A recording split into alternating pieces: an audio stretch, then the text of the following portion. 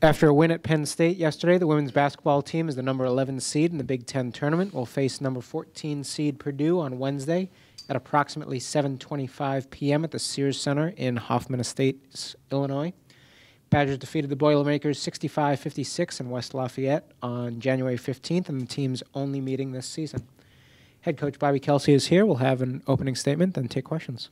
We are excited to start the third phase of your season, which is postseason.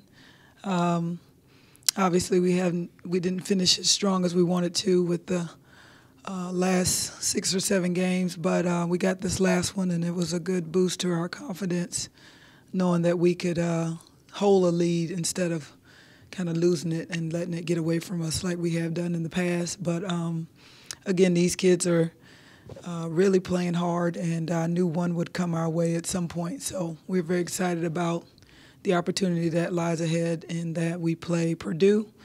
They're going to be tough. I don't care what their record is. They always find a way to play hard and to give it their best effort. So I know they're on a little slide here, and they're going to be itching to get a win. So we kind of all in the same boat, and we're all looking to continue our seasons as long as we can.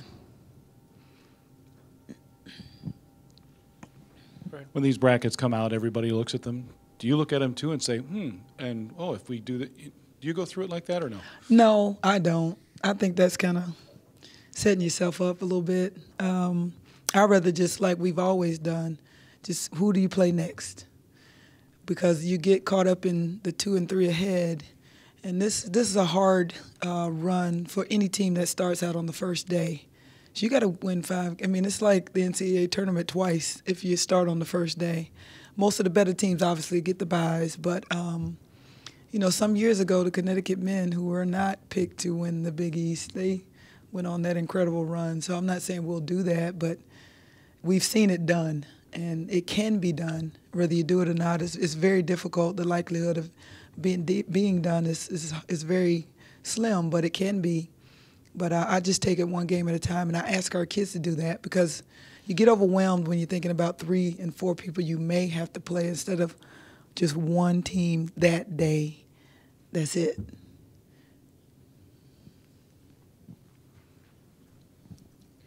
When you talk about scoring upsets, is it more important to have good defense if you're going to score the upset, or is it better to have gunners like Tessa and Nicole and Jackie that can go off at any game? Well, there's 2 ways to think about it. I always think that, I mean, you got to do a little bit of both. You can't. Good teams in our situation, most of the teams are have a little more offensive firepower than we do. They're going to score. You're not going to hold them down to no points, but you better score too, or you're going to lose the game anyway. So I think it's at this time of year, I think scoring gives your kids confidence. You're just encouraging them now to play both ends of the floor.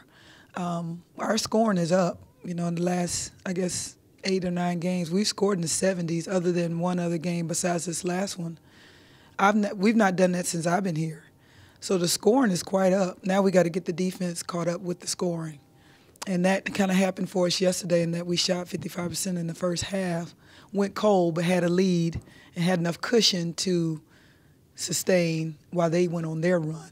So sometimes we have relinquished that, and that hasn't been good, but we had enough of a lead, so that helped us. Right. There are a lot of good players in this league, obviously. Where does Nicole Bauman fit in? I mean, the all-conference team is going to come out here. She should be on it. I believe so. Of course, you can vote for your own players, and she had my vote on there. But when you're third in the country in anything,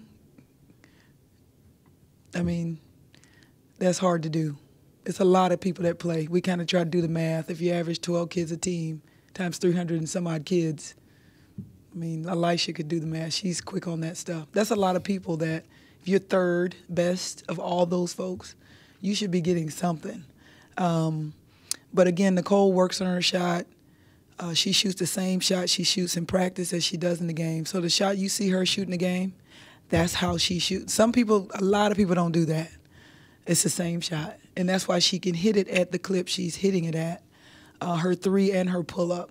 And she's really bought into having a mid-range game. You know, that's one thing I preached when I first got here, because I've seen it. Kids will either want to get all the way to the basket, which you're not going to do coming out of high school. It's just not going to happen. Or they just want to shoot threes. So now when we get on you and defense get up on you, you got to be able to pull up.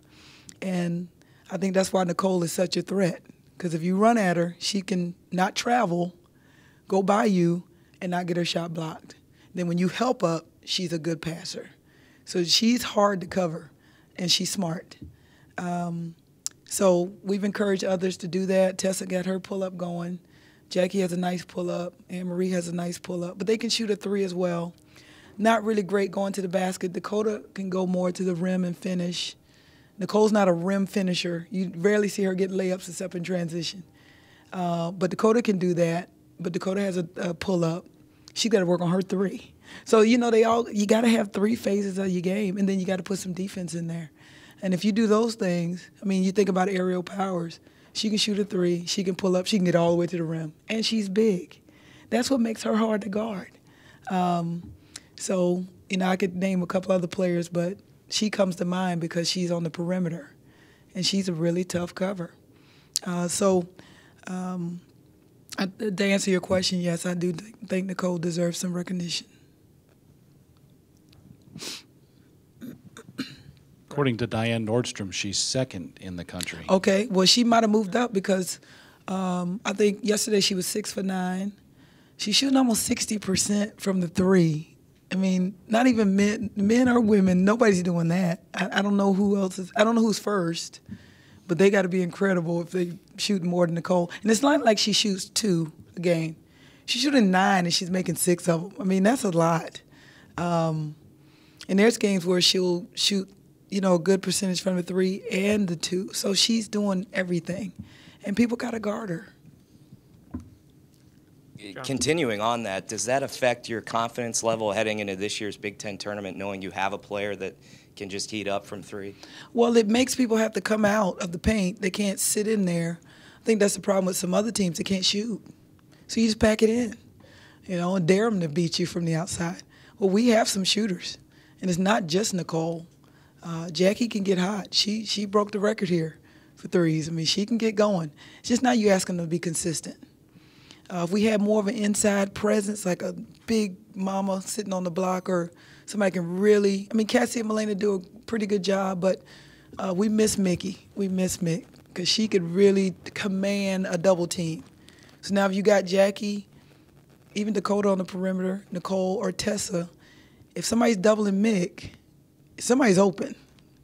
And so we're missing that, but again, it's a team effort, and everybody's trying to do their part to really make it hard for defenses to not cover certain people. Like I said, if you're not guarded on the floor, you can't play.